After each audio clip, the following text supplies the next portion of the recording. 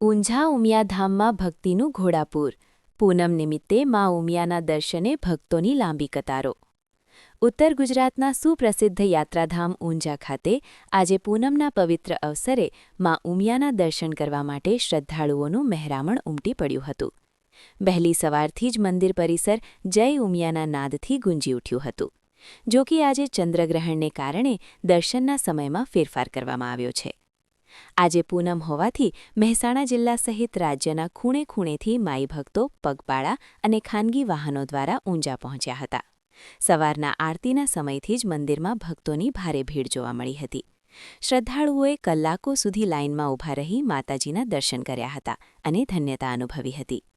આજ રોજ ચંદ્રગ્રહણ હોવાથી ધાર્મિક પરંપરા મુજબ મંદિરના દ્વાર ભક્તો માટે અમુક સમય માટે બંધ રાખવાનો નિર્ણય લેવામાં આવ્યો છે. દર્શન બંધનો સમય બપોરે 2 વાગ્યાથી. દર્શન ફરી શરૂ થવાનો સમય રાત્રિ 8:30 વાગ્યા પછી. ગ્રહણના સૂતક અને વેદકાળને ધ્યાનમાં રાખીને મંદિર પ્રશાસન દ્વારા આ ફેરફાર કરવામાં આવ્યો છે.